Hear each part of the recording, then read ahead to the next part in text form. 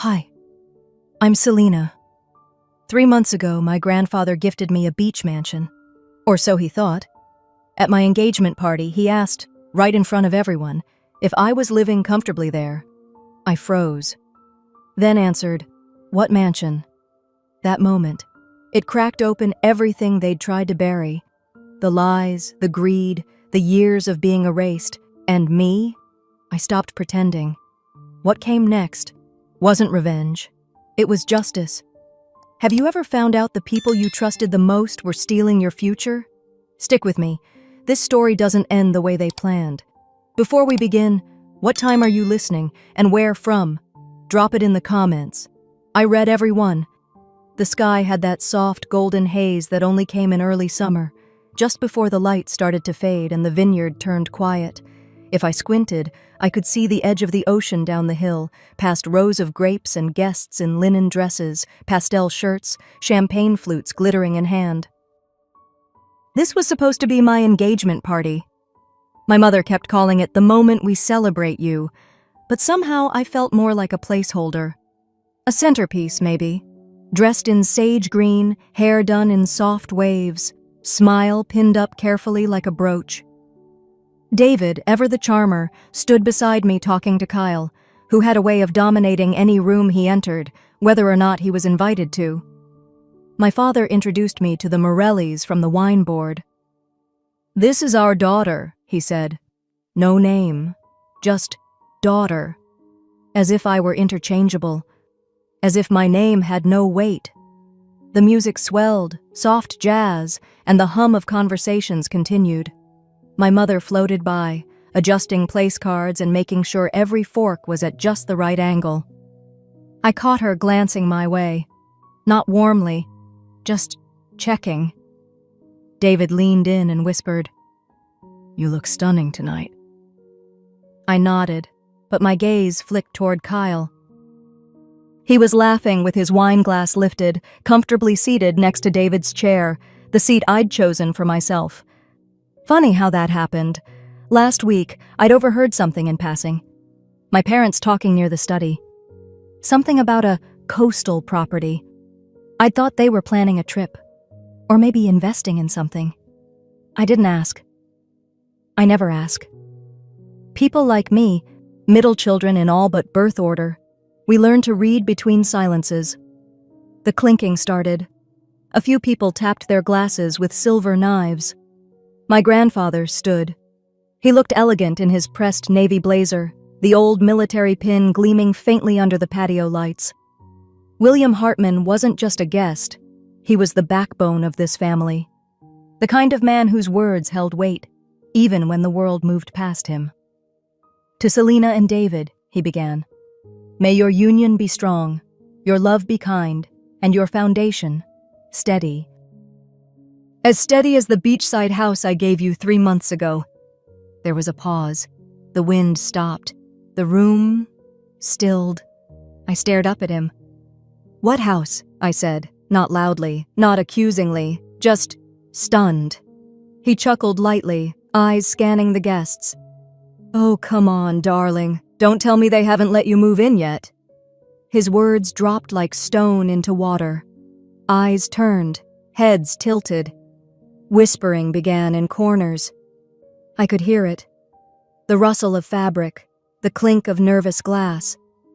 My mother coughed into her napkin. My father shifted his weight. Kyle. Smiled. Smiled. I didn't move. I couldn't. My chest didn't rise, didn't fall. A house? A beachside mansion? My grandfather looked around again. "It's the one in Carpinteria. I signed it over in February.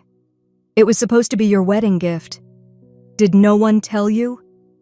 His voice grew sharper. He looked at my father. "Greg, tell me this isn't what I think it is." No one answered. The silence dragged. Then he walked off, not dramatically, just disappointed. The party didn't end, but it changed. Laughter turned tight. Smiles turned plastic. I heard someone mutter, Maybe she knew. Another voice replied, "No way, look at her face."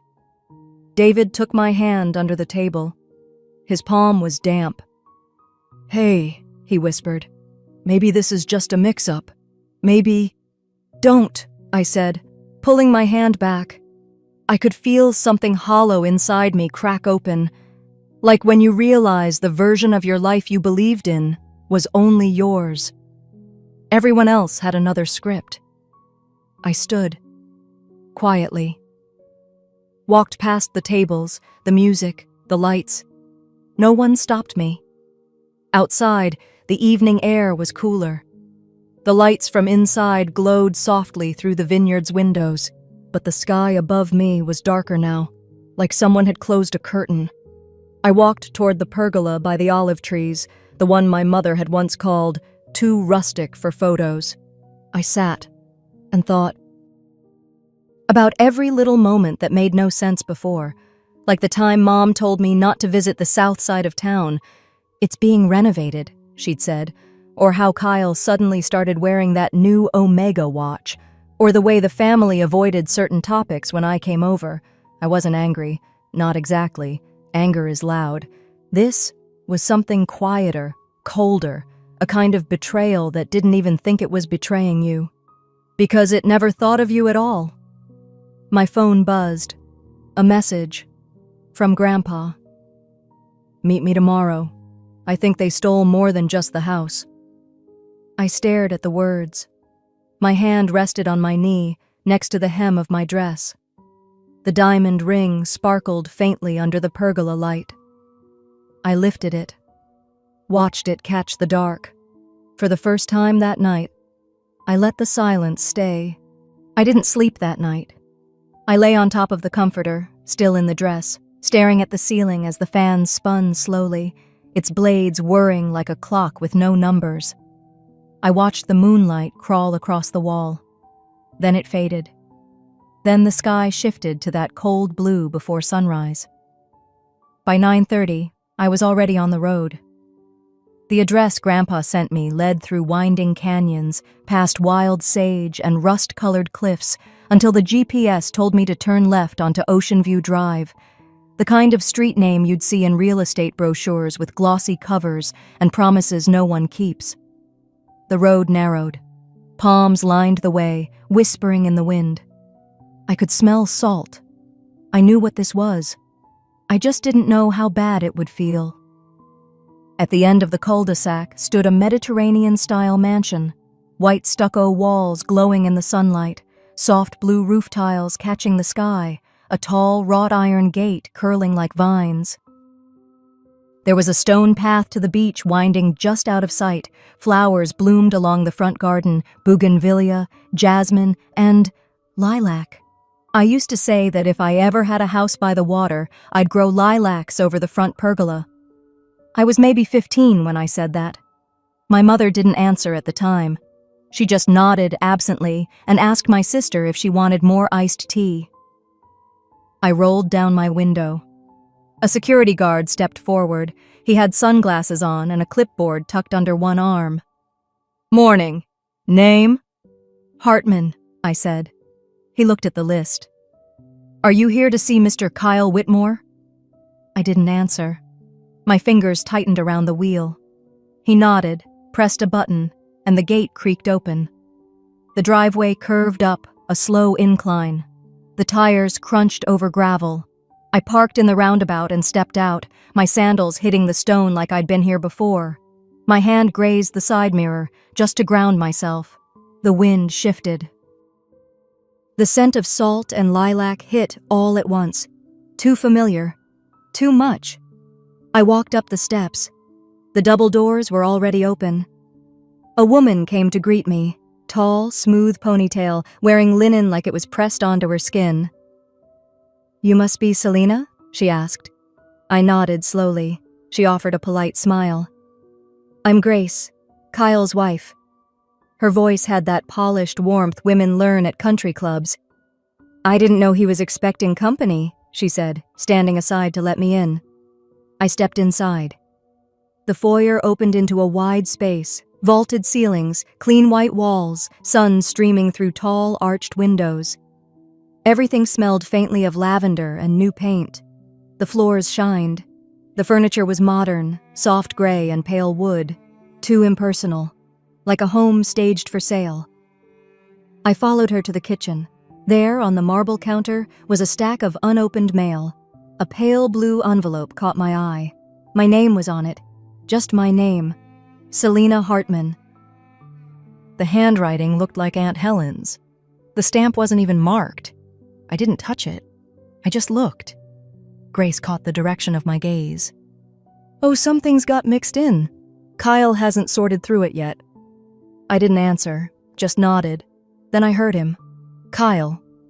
His voice carried down the hallway, light, casual. He walked in, wearing a silk shirt, half-buttoned, and holding a glass of iced coffee like he was hosting brunch. "Well, well," he said, grinning. "Didn't expect to see you here, Lena." I hadn't heard that nickname in years. He took a sip, leaned against the counter. "What brings you out this way?" he asked. I met his eyes. "Why is your name on the deed?" He blinked, then smiled wider. "Oh, so Grandpa told you." He didn't sound worried, or sorry, just amused. "You think they were ever going to let you have that kind of power?" he said, setting his glass down. "Come on, sis. You're smart, but not their favorite." "Never were." The room felt colder, even with the sun pouring in. He said it so simply, like it was just a line from a family joke, already understood by everyone but me. I didn't flinch, didn't argue. I watched his face, the small curl at the edge of his mouth. That smugness people have when they've already won something behind your back. I didn't cry. That part of me was gone. I turned slightly, looked back toward the hallway. Then, behind his chair, just under the edge of his briefcase, something caught my eye. A yellow folder, a corner barely sticking out. The label was clear, typed in all caps. Glenwood title transfer. I saw a date. April 12th. 2 days after Grandpa signed the gift over. I didn't reach for it. Just looked. Burned the font into my mind. My hand slipped into my bag. The soft sound of my phone camera shutter clicked once, low and quiet under Kyle's next sentence. "You really thought it was yours?" he chuckled. I turned back toward the front door. Grace was already on her phone, pretending not to notice. The mail sat untouched. My name still printed clearly on that envelope. I didn't say goodbye. The sun hit my face as I stepped outside. The air was thick with salt and memory. The gate closed behind me, and I drove away. I didn't answer right away. I just kept walking, out the door, down the steps. The soles of my shoes felt thin against the stone path, like they weren't meant to carry the weight of what I'd just heard. By the time I got back to my car, the heat inside had already turned it into a slow oven. I didn't start it. I just sat there, holding the wheel like it was the only thing left that still belonged to me.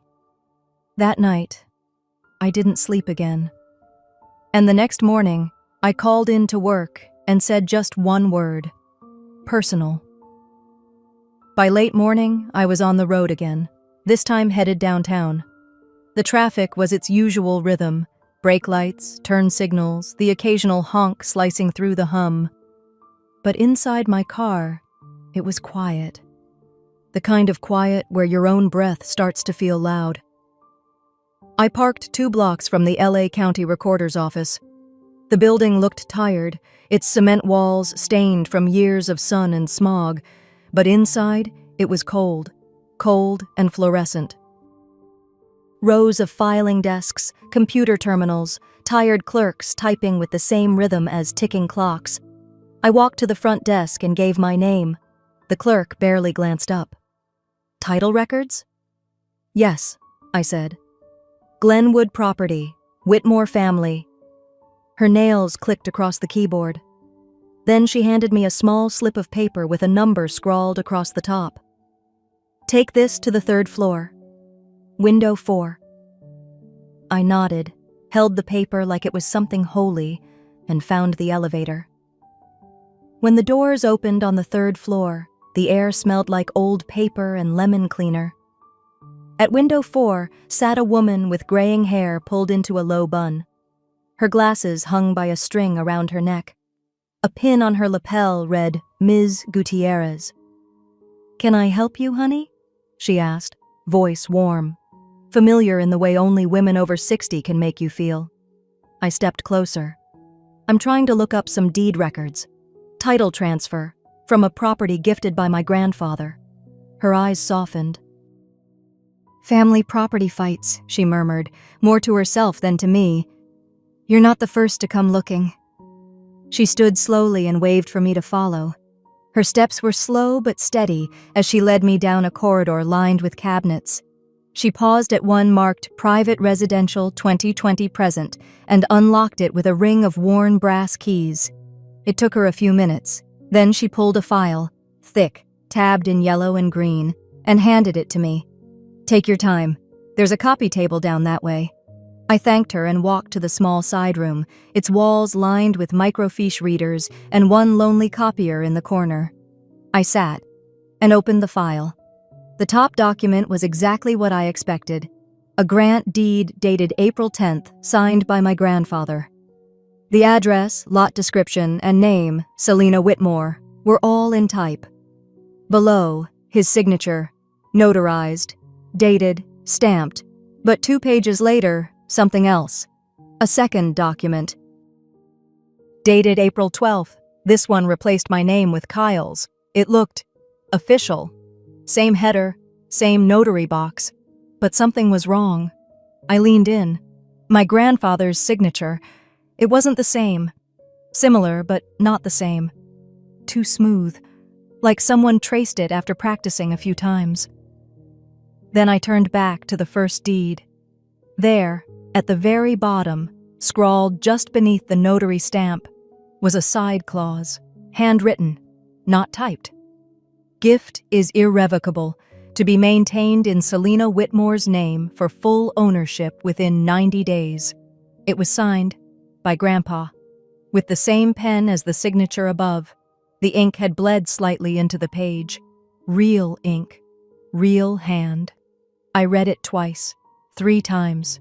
Irrevocable. And that second deed? Filed just 5 days after the original. It wasn't just dishonest, it was void. They didn't expect me to come here. They didn't expect me to look deeper.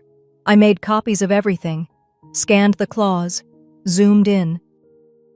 Sent the image to myself, to 2 backup drives, to an email I hadn't used in years. Then I walked back to Mr. Gutierrez. "Thank you," I said softly. She looked up, studied my face. "Find what you needed?" "Yes," I said. "More than I thought I would." She nodded gently, like she understood. The sun was lower when I got back to my apartment. That strange LA golden hour, where everything glows but nothing feels warm. I dropped the folder on the coffee table and sat on the floor, back against the couch. Then I opened my old email, started scrolling through the saved messages from Mom. "Maybe you're just better suited to an apartment downtown. You wouldn't know what to do with that kind of space. Don't be dramatic. You've never even liked the ocean." I stared at the words, not moving. It wasn't just the house, it never was. It was all the years I'd been trained not to expect things, not to ask, not to think I could ever be someone who owned anything, not just land. Not just a home, but respect, trust, belonging. They gave me scraps and called it love, and when I didn't smile for it, they said I was ungrateful. I closed the laptop. The room felt still, my breath quiet, my palms flat against the carpet. Then I picked up my phone, searched the contacts. Grandpa's number was still saved under D, for Dad 2.0. I hadn't changed it since I was 15. I hit call. It rang. Once, twice, then voicemail. I didn't leave a message. Instead, I opened the camera app. attached the photo of the handwritten clause, typed one sentence. "Did you know they forged your signature?" Then I hit send and waited. The reply didn't come that night, or the next morning, or even the next 2 days. I tried to distract myself, sorting through work emails, folding laundry that had sat clean but untouched for a week, watering the plant by the window even though I knew it was already gone. But I kept looking at my phone, waiting. And then, 4 days after I sent that message, my screen lit up with a name I hadn't seen flash across it in nearly a year. Grandpa. Just that. I stared at it until the screen dimmed, then tapped to listen. His voice was slower now, but still carried the same weight I remembered when I was 7, and he taught me how to hold a compass, how to never walk in circles, even when it felt like you were lost. "Come by tonight. Come alone." That was it. No explanation, no warmth, but also no anger. It had been raining lightly since early afternoon, not the dramatic kind, just a steady mist that made the world feel wrapped in gauze. The drive to Pasadena took nearly an hour. I didn't play music, didn't hum, just drove with the windows slightly cracked, the scent of wet pavement and eucalyptus mixing in the air. His neighborhood hadn't changed. The brick walls, the climbing ivy, the same creak in the gate hinge as I stepped through. Janet, the housekeeper, answered the door before I could even knock. She looked older, tired in a way I hadn't noticed before. But when she saw me, her face softened. "He's in the study, sweetheart," she said gently, stepping aside. "By the fireplace. Hasn't really moved for 2 days. Said he was waiting." I thanked her in a whisper. The hallway was dim, lit only by one old lamp near the archway. That familiar scent, aged wood, fireplace smoke, something faintly like bay rum aftershave, wrapped around me the deeper I walked into the house. The study door was slightly ajar. I pushed it open. He was there. In his worn leather armchair, one elbow resting on the chair's edge, gaze fixed on the fire like it held answers he hadn't gotten yet. He didn't turn when I entered, didn't say my name, just reached beside him, picked up a thick manila envelope, and held it out toward me without looking. I crossed the room and took it. It was labeled in small, careful handwriting, "Contingency C. Whitmore." I opened it slowly, the paper inside stiff and slightly yellowed. The first page, a living trust, dated 2 years ago, notarized, stamped, and right there, in bold type, "To Selena Whitmore, full beneficiary rights to the Malibu property and a 40% stake in the Whitmore Veterans Memorial Fund." I stared at it, blinked. He finally turned toward me then. His eyes were tired, but sharp, unforgiving, even now. "They don't know," he said. His voice didn't shake, but it was lower than I remembered. "None of them ever asked." I looked at the papers again. "This?" I whispered. "This goes beyond the house," he nodded. "I was waiting to see who would earn it," he said. "Not ask for it, not expect it handed to them just because of blood and birthdays." I couldn't hold his gaze. For a moment, all I could think of was that Christmas I skipped because I had a project deadline. The birthdays I sent cards instead of calls. The way I slowly stepped back, thinking distance would keep me safe from the old bitterness. "Why didn't you stop them?" I asked quietly. "When they filed that second deed, when they replaced me." He shifted, sighing as he leaned forward, resting his hands on his knees. "Because I needed you to see it," he said. "To know what they were willing to do, and to know what you're not." I swallowed, but the words didn't go down easy. "You think I needed to be hurt to understand?" "No," he said. "But you needed to see what they valued, and it wasn't the truth." The fire crackled between us. Outside, the wind was beginning to pick up, leaves rustling across the windows, distant thunder rolled low over the hills. I thought maybe I was imagining it, I whispered. The way they'd cut me out of pictures, out of dinners, out of decisions. He didn't respond. I ran my fingers over the edge of the trust document. My name was there, printed clean, with no erasure, no corrections. No one had tried to scratch me out here. They always said I worked too much, was too independent, didn't show up for the family. I looked up at him. Maybe I didn't. Maybe I was trying so hard to build something on my own. I stopped showing up for what mattered. He leaned back, closing his eyes briefly. You showed up when it counted. That's what matters to me. I held the papers against my chest for a moment, pressing the envelope close like it might ground me, maybe anchor me to something that still felt real. Then I looked at him. They'll fight this. You know that, right? His lips curled slightly. Of course. I don't even know where to begin. He turned then, opened the small drawer built into the armrest of his desk, pulled out a faded business card, thick cardstock, gold embossed edges. He held it between two fingers. This man represented me in '84, he said, when I needed someone who didn't blink at messy family affairs. I took the card. The name was unfamiliar, but something about the weight of the card felt old world, trusted. He doesn't lose, Grandpa said. The fire popped once, loud and sharp. We both looked toward it, then back at each other. You'll need a real lawyer now, he said, voice low. Not just guts. I nodded. But inside, the fire that had started days ago when I stood on that sidewalk in front of our family home, it was no longer a flicker. It was rising now. Quiet, slow, but steady. I didn't sleep much after the night at Grandpa's. I lay in bed, staring at the ceiling, replaying every word he'd said, every pause between sentences. There was a finality to his voice, like he'd already passed the torch, and was just waiting to see if I'd light it. By the time morning came, I was already dressed.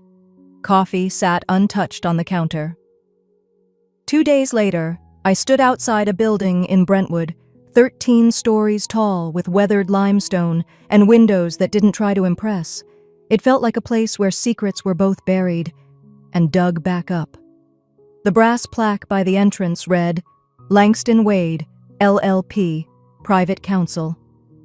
Since 1957, I pressed the elevator button and waited. The receptionist knew who I was the second I said my name.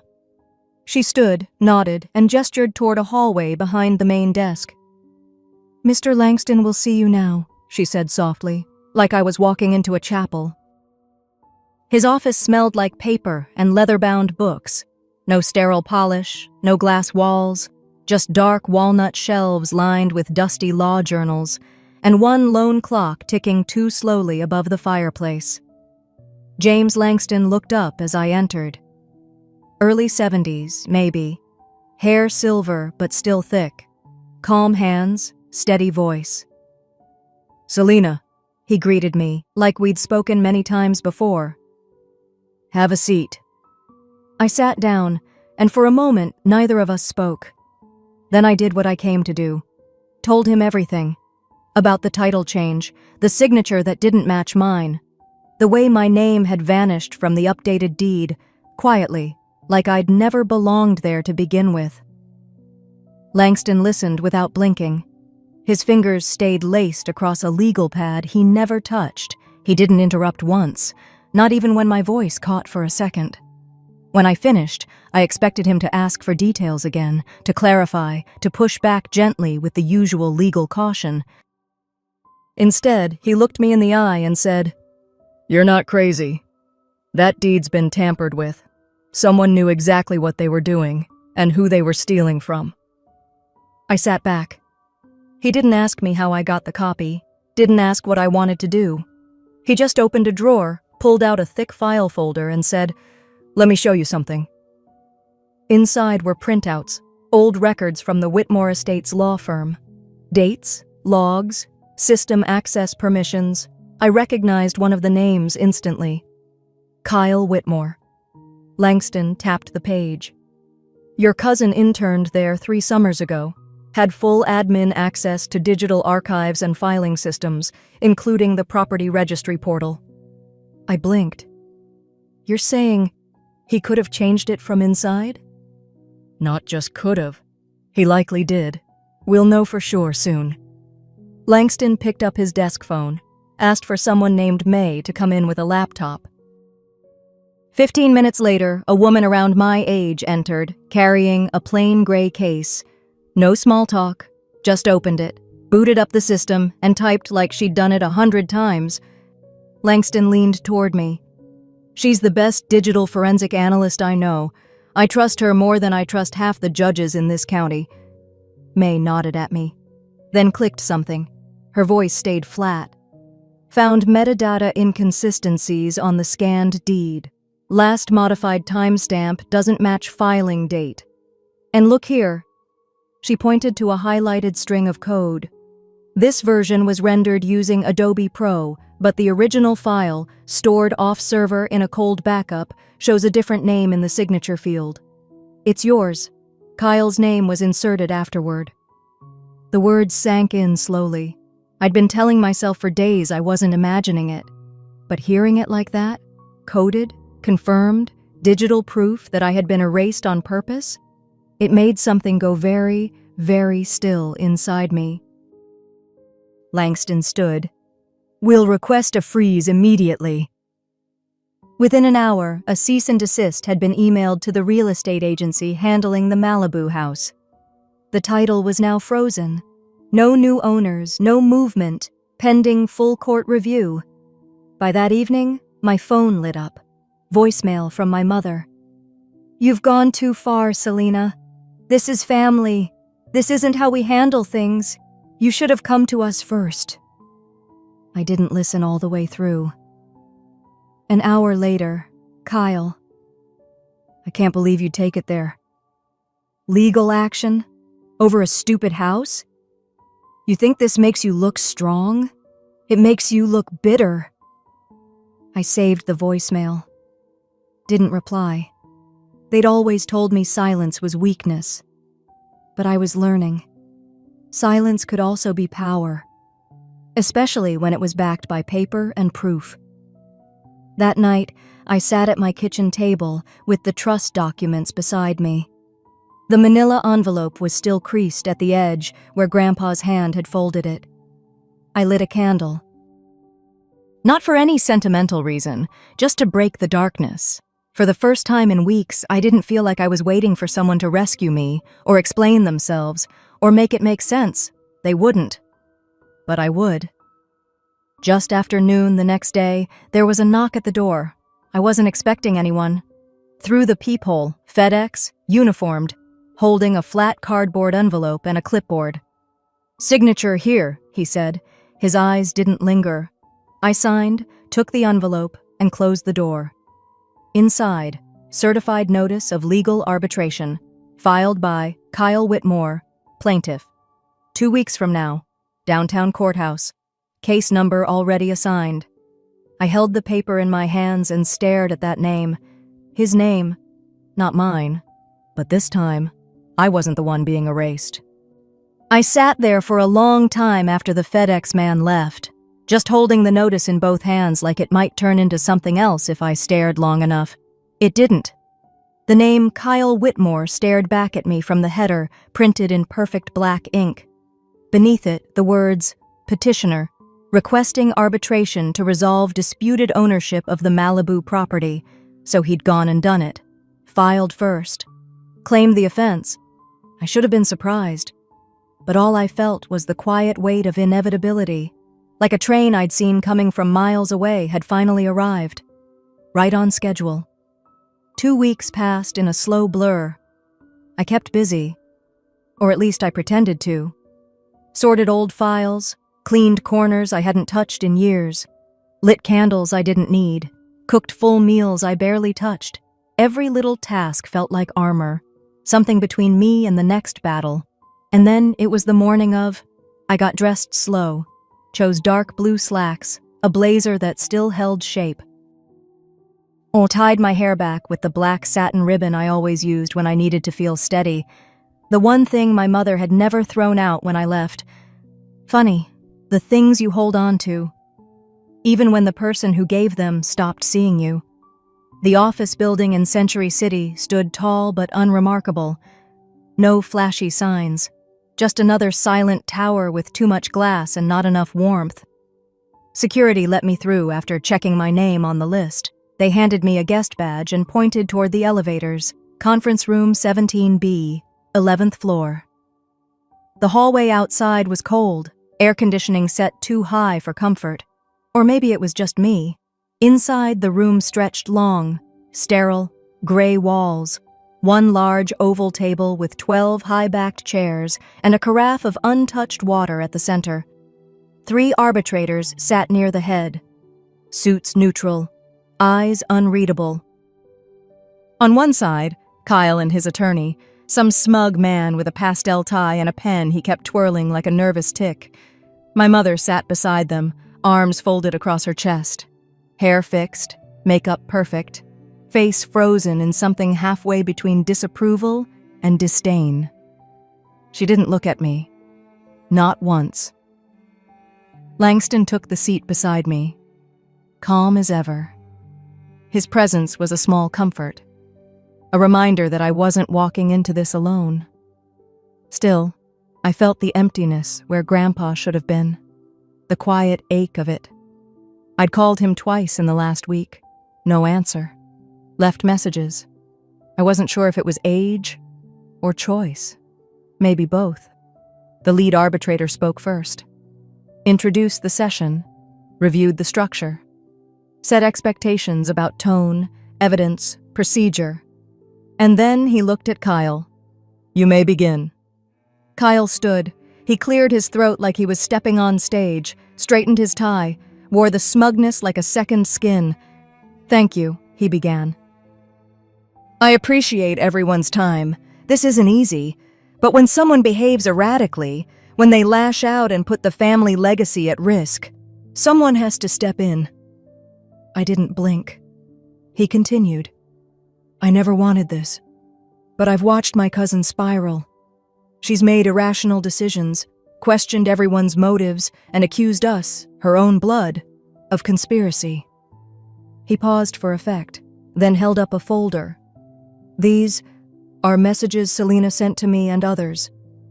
I'd like to submit them into evidence." The arbitrator nodded. Kyle's attorney stood, handed copies across the table. I looked down, printed screenshots, dozens of them. At first glance, they looked familiar. My name, my avatar, the tone. But something was off. Words I never used. Phrasing too sharp, too cruel. One message read, "I'll sell that house just to watch it burn. Grandpa's too senile to stop me." Another, "I never cared about family. I just want what's mine. They can rot." Gasps echoed softly in the room. The arbitrator looked up. "Miss Whitmore, would you like to respond?" I swallowed. "That's not me," I said, my voice quieter than I wanted it to be. "I never wrote those." Kyle smiled like he already won. "I have the full logs, Your Honor.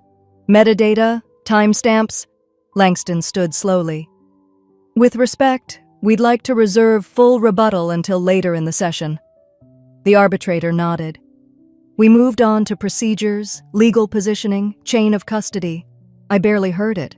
All I could think about was those words, the way my mother looked at the printouts like they confirmed every suspicion she'd ever whispered behind closed doors. I kept thinking, he came prepared. He had help. He's playing the long game. I felt tired. And then, just before the break, the door creaked open. Everyone turned. Grandpa. He stood in the doorway, a little bent but steady, holding his cane in one hand and a small black flash drive in the other. Langston nodded toward him, but Grandpa didn't look at anyone but me. I stood. He walked over. No words, just placed the drive in Langston's hand and then sat down slowly beside me, in the chair left open. Then he finally spoke. "Let's all stop pretending." His voice wasn't loud, but it cut through the air like it had teeth. "I may be old, but I'm not blind, and I've got ears in places you wouldn't believe." He looked at Kyle. "You think the world doesn't talk when you think it's not listening? You think no one sees you brag over drinks with lawyers? Or record the mess you leave behind?" The room fell so still, it hummed. Langston plugged the drive into his laptop, turned it toward the arbitrators, hit play. The first voice was unmistakably Kyle's, casual, cocky, laughing. "All I did was swap a file and boom, she's off crying in her little condo. Easiest con I ever pulled." Someone at the table sucked in a breath. Another clip. Different location. Same voice. "She was never gonna do anything. Selena's soft. Always was. Give her a little scare. She folds." Langston let the recordings play, one by one. Then came the screenshots. Real ones. Messages I actually sent Grandpa. "Are you sure you're okay signing this? I just want you to be comfortable. I'm not rushing anything. This place means more to you than anyone. I love you. You're the only one who's ever really seen me." My throat tightened, but I didn't speak. There was nothing left to say. Kyle looked pale, paler than I'd ever seen him. His attorney leaned in, whispering fast. My mother sat stiff as marble. The lead arbitrator leaned forward. "We'll reconvene tomorrow for final statements. But I'll say this, truth has a strange way of surfacing." He didn't look at anyone in particular, but I felt it. And for the first time in that cold room, I felt like I wasn't the one on trial anymore. Truth has a strange way of surfacing. The room had emptied out, one by one, the lawyers, the assistants, even Kyle, like smoke fading after a fire. Only Langston and I stayed behind. I didn't want to move just yet. The seat beside me still held the warmth where Grandpa had sat minutes ago. Langston leaned toward me, his voice soft, steady. "You okay?" I nodded, even though the answer was more complicated than that. My hands rested flat on the table, still remembering the chill of printed lies and the weight of a flash drive that changed everything. Outside, the light had shifted, late afternoon creeping into early evening. The world didn't know yet that something had broken in here and reset. We returned the next day. Same building, same elevator, same gray conference room. But something felt different. Kyle was already seated when I walked in. He didn't look at me.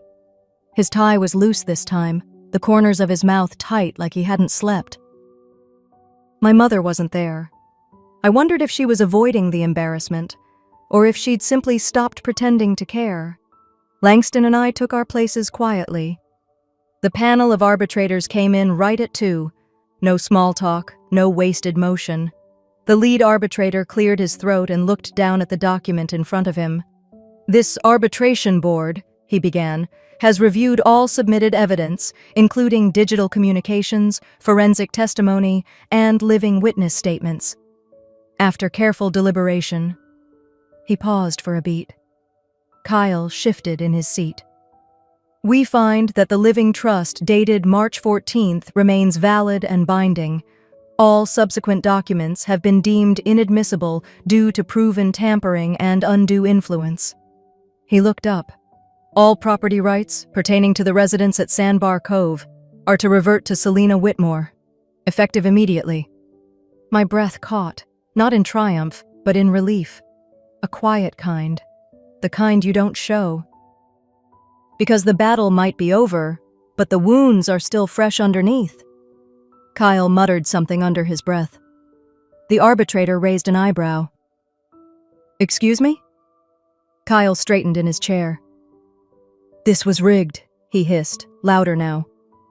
"She had help, manipulated my grandfather, Played the victim. I stood before Langston could stop me. No, I said, voice low but clear. What I did was protect what was already mine. What you did, that was theft dressed up in family. He didn't respond, just stared back, jaw tight, like he still couldn't believe any of this was happening. I didn't wait for the rest. I turned and walked out. Langston caught up with me in the hallway, his hand brushing lightly against my shoulder. You handled that well. I didn't do it for applause, I said. He smiled a little. I know. We stepped out onto the courthouse plaza, sunlight blinking off parked cars and high windows. A breeze picked up, soft against my face. It smelled like salt air and the faint hint of someone's cologne. And then, slowly, I heard his cane tap behind us. Grandpa. He moved slowly, carefully, but his back was straighter than I'd seen it in months. He came up beside me and looked out at the horizon, like it wasn't just buildings and traffic, but something more. He smiled. You fought well, he said quietly. I always hoped it'd be you. My throat clenched. There were so many things I wanted to say. Thank you. I'm sorry. I never wanted this to hurt you. But all I managed was a soft nod. He reached for my hand. We should get lunch, he said. I feel like celebrating. Anything you want. He chuckled. Anything? That cafe on Jefferson still make that terrible roast beef sandwich I like? I smiled. If they do, I'll make sure they save too. As we started walking toward the valet station, he leaned heavier on my arm. I slowed to match his steps. He stumbled slightly on the curb, and I caught him before he could fall. He waved it off. Just a moment, he murmured. These legs are older than you think. I didn't let go. The sun hung low over the western sky, casting long shadows across the pavement. We were almost to the valet desk when I felt the shift. His fingers twitched in mine. His weight sank suddenly, too fast. Grandpa? He didn't answer. He collapsed hard, knees giving out as if someone had pulled the floor from beneath him. His cane clattered to the ground. I dropped beside him. Call an ambulance, I yelled. People turned. A woman screamed. A man in a suit rushed to pull out his phone. Langston knelt beside me, already dialing. I gripped Grandpa's hand. His face had gone pale, lips tinged blue. His eyes blinked, then slowly found mine. Stay with me, okay? I whispered. Just stay. Please. He squeezed my fingers. Barely. His voice came out like wind over gravel. Make it yours, he gasped. Make it right. And then, nothing. Sirens. I heard them before I saw the ambulance. The flashing red lights splashed across glass doors and parked cars. EMTs shouted, hands moving fast, lifting him onto the gurney. Oxygen. Chest compressions. Words I couldn't make sense of. I stood back. Powerless. Langston's hand touched my shoulder again. Come on, he said gently. But I couldn't move. Because the man who'd just handed me back a life I almost lost was now being taken away. And for all I'd gained, it suddenly felt like I was losing the only part that ever really mattered. And they told me he didn't suffer, that he went quickly, peacefully. But I don't think peace feels like that. Like standing in a hospital hallway with cold coffee in one hand and his cane in the other, while a nurse apologizes for the paperwork delay. I don't think peace echoes like footsteps leaving you behind. It's been a week. The sky this morning was gray before the sun even rose, the kind of gray that feels heavy. Langston pulled up in front of the cemetery at exactly 9:58. I heard the tires crunch the gravel before I looked up. He didn't say much, just opened the door and waited. There weren't many people, just Langston. Two of Grandpa's old Navy buddies, both wearing faded pins and proud stares. A neighbor from the beach house, holding a casserole dish in her lap, like she didn't know what else to do with her hands. No Kyle, no Mom, of course not. I stood beside the casket, arms wrapped around myself, not from the cold, but from something colder. They played taps. The notes cut through the still morning like someone slicing through cloth. My hands shook, but I didn't cry. Grief looks different after everything. Langston placed a folded flag into my hands. He did it slowly, gently, like it might break. "I wish it didn't have to be this way," he said, his voice low. I didn't answer, because wishing never changed much for us. The service didn't last long. The older men saluted and left without a word. The neighbor gave me the casserole and a tight hug. Langston asked if I wanted him to drive me home. I told him I needed to go somewhere first. And I did. Not the house I grew up in. Not the condo I rent near downtown. I drove back to the beach house, the one place that still smelled like him. By the time I got there, it had started to rain, light at first, then steady. I sat in the car a few minutes, watching the water beat along the windshield. My hand hovered over the key before I finally opened the door. The house greeted me with silence. No lights, no heat.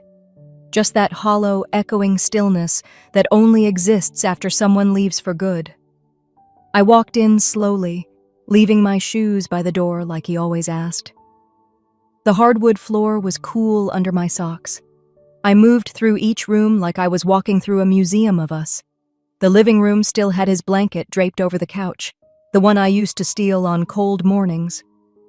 I touched it, but didn't pick it up. In the kitchen, the last mug he used was still upside down on the drying rack. I ran my fingers along its edge, navy blue, chipped at the rim. I drifted upstairs. His room smelled like cedar and old cologne. I stood in the doorway for a moment. I couldn't go in. Not yet. Instead, I turned toward the study. He always called it the thinking room. Books lined the shelves, war memoirs, maps, old novels with yellowing pages. His desk sat by the window, clean except for a pen holder and a small brass lamp. And one drawer, I stared at it. There was a sticker on the front, faded, curling at the edges. It read, "Only for her." I knew it was meant for me. Somehow, I just knew. My fingers hesitated over the handle. Then I pulled. Inside was a single envelope, thick and sealed with wax. My name, written in his hand, sat at the center. I sat down before opening it. The letter unfolded in slow creases. The paper felt heavy, like it carried more than ink. If you're reading this, then my time ran out before I could give you what I always meant to. Not just a home, a name, a future. Everything I have, my company shares, the beach house, the Arizona vineyard, goes to you. You are my legacy. He had signed it. Below his name were notarized documents, legal, stamped, dated just a month ago, a new trust agreement, a revised deed. My hands trembled again, but not from grief this time, from something else, the weight of being seen. I sat there for a long time, reading, rereading, memorizing the way he looped his L's, the way he ended every sentence with a period, like he still believed in structure, in order. When I finally stood, the sky outside had turned gold behind the rain. I stepped through the back door and onto the patio, still clutching the envelope. The wind smelled of ocean and wet eucalyptus. The waves were calm. I walked to the edge, where the railing framed the water just like he always said, a picture worth sitting still for. I rested my hand on the wood. The grain was smooth under my palm, familiar. I thought about all the times I'd sat there with him, quiet mornings, late nights, no expectations, no pressure, just time. And I whispered into the wind, not loudly, just enough for the house to hear. You didn't just leave me a house, you gave me back my voice. The wind stirred my hair. The waves didn't stop. And neither did I. Langston didn't leave until I nodded. I watched his truck disappear down the gravel drive, the sound of its tires swallowed by wind and waves. Then I turned back toward the house, the flag still folded in my arms, the envelope tucked against my chest like something sacred. That night, I didn't sleep in the guest room. I lay in Grandpa's bed, not to take his place, but to be near what was left. His smell lingered on the pillow, faint, but enough. I didn't cry. Just let the quiet settle over me like a blanket. Somewhere in the darkness, I whispered, I'll take care of it now. 2 months passed. The house didn't stay frozen in time. I didn't let it. Bit by bit, I peeled away the heaviness. The drapes came down. Light returned. I repainted the walls in warm colors, honey, clay, soft olive. Not the sterile whites Grandpa had preferred. The silence, too, changed texture. It no longer echoed. It hummed. I didn't hire a decorator. I worked with my hands, sanding old banisters, oiling the porch swing, learning how to fix plumbing with YouTube tutorials and stubborn determination. I kept the blanket on the couch. I just mended the torn edge with blue thread. He wouldn't have minded. He always said things didn't need to be perfect, just honest. That morning, the doorbell rang. I opened it barefoot, still holding a cup of tea. The breeze carried in salt air and jasmine. On the porch step sat a bouquet of orange ranunculus in a mason jar and a note tucked beside them. Still watching the tide for you. Proud. L. I smiled. Set the jar on the entry table, next to the shell Grandpa and I once found after a storm. Walked barefoot across the floor I'd scrubbed clean myself, each plank now glowing softly in the morning sun. The house felt warm, lived in, loved, not haunted. Later that afternoon, I changed into a simple navy dress and tied my hair back. I glanced in the mirror, still me, just steadier. I grabbed the small folder from the side table, slipped it into my bag, and drove toward town. The community center sat at the edge of the bluff, just beyond the old diner, newly painted, freshly landscaped, a space for everyone, young kids, veterans, the lonely. The money from the Arizona vineyard went here, quietly, no press, no plaque with my name, but they'd asked me to speak. I didn't plan anything grand, just the truth. When it was my turn, I stepped behind the modest podium, cleared my throat once. My grandfather used to say, "You carry your name on your back. Walk steady." Some people smiled. A few looked down. Sometimes the family you're born into breaks you, but the legacy you build with grace, that's unshakable. The room was quiet at first. Then a slow ripple of applause. Nothing loud, nothing staged, just real. I saw a few older men nod, caps in their laps, medals pinned neatly on jackets. They didn't say much, but their eyes met mine. And I knew. When I got home, the sky had turned soft, the kind of pale pink that only appears in coastal dusk. I parked the car, kicked off my flats near the door. Just as I reached for the handle, I heard it, a knock at the side gate. I wasn't expecting anyone.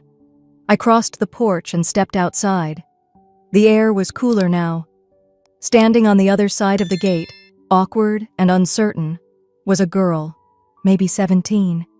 Hair in a loose braid, backpack slung over one shoulder. I recognized the eyes. Kyle's daughter. She didn't smile, just looked at me straight. "He told me you were the enemy," she said quietly. "That you were selfish, that you ruined everything.